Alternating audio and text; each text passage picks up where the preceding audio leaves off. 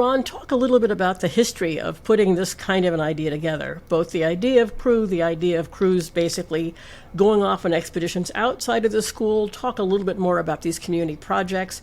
Where did this idea come from? Where did the idea for EL education come from, and how have you perfected it over the years? Well, EL education, Karen, had two parents. One was Harvard Graduate School of Education, which is where we got our commitment to academic excellence, but also to connecting academic excellence to service in the world. So in Margarita's 4 years of high school, she did a lot of work in the community, research and service work in the community, so that she saw that the academic learning she did could be in service of helping make her community a better place. And it gives, I think, a lot more motivation to students when they see they're not just getting smart for their own edification, they're getting smart to do good for the world, to make the lives better for their family, for their community.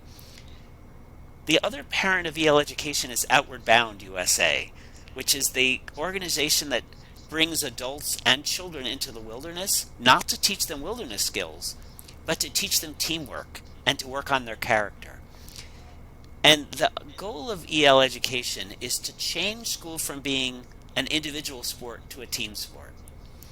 So when I was in high school, when I was Margarita's age, my role in high school was just to do well myself, to get good grades and to get myself into college. And if my peers did poorly, it wasn't my responsibility. In fact, it would maybe help me because my class rank would be better. So there was no structural motivation for me to help everyone. For Margarita, it was a very different place because Margarita's role in an EL high school was to get all of her crewmates and classmates to success, to make sure all of them got into college. And 99% of them did. And that wasn't just the teachers. It was Margarita and her peers helping each other. And so there's a sense of this is a team sport. And that came, Karen, from the idea that when you're on an Outward Bound course and you see the top of the mountain, your job is not to get yourself to the top of the mountain. It's to get your whole crew to the top of that mountain. And so that's our vision, that school could be that way too.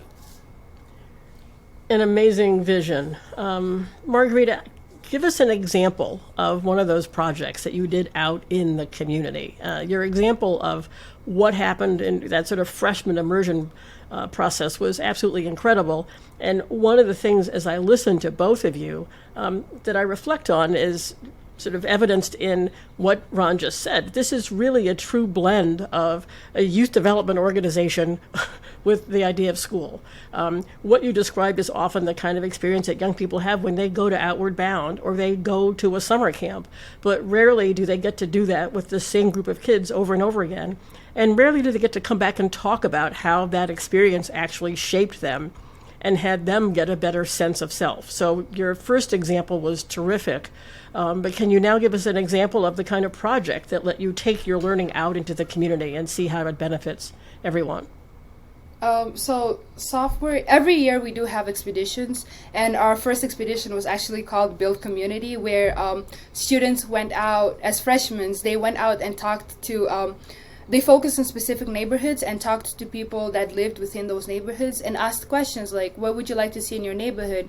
How would you like your neighborhood to be improved? And our culmination was based off the responses that we got. We made little projects and tried to envision and make that vision come to life. It was actually part of our geometry class where we turned those ideas into like 3-dimensional projects, and it was a way of building community, trying to see how different people from different citizens within a neighborhood wanted to see a difference or wanted to see improvements. We were able to make that as freshmen.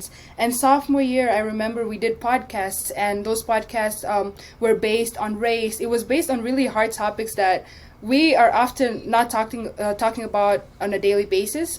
And it was really interesting because we did research and we learned how to do podcasts as sophomores. And I know that different people were able to build passions off of that, not just by creating multiple podcasts, but also being able to learn about the different topics that they didn't even know about. Junior year, I remember we went out and I forgot what the name of the expedition was, but we went out and interviewed about 20 or 20 something different, yeah, it was about 20 different people that were actually not necessarily born in Maine, more born or raised in Maine, or Americans. It was a really diverse group of people. We talked to single mothers, we talked to grandmothers, we talked to people and just wanted to know about their story and how they've overcome hard challenges in life. And I don't think that if I didn't go to an EL school, I'm pretty sure that I would never even like bother to start a project like that.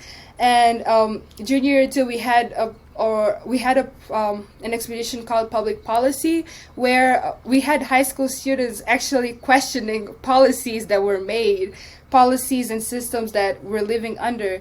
And I feel like it's a good opportunity to just come out of my own bubble and be like, oh, I'm actually in the real life world. Like, there are things that are happening outside of this small little high school. And besides that, just from learning from expeditions, there are multiple things that our schools do to highlight students, not just academically, but also to praise them as humans, to praise them as individuals. We have this thing called Pathway to Success, where it wasn't focused on who's an A+ student or who's just getting 100% here and there. In Pathways to Success, we would celebrate if someone is just simply being kind to the whole class. We would celebrate if someone says thank you and hi to all the teachers.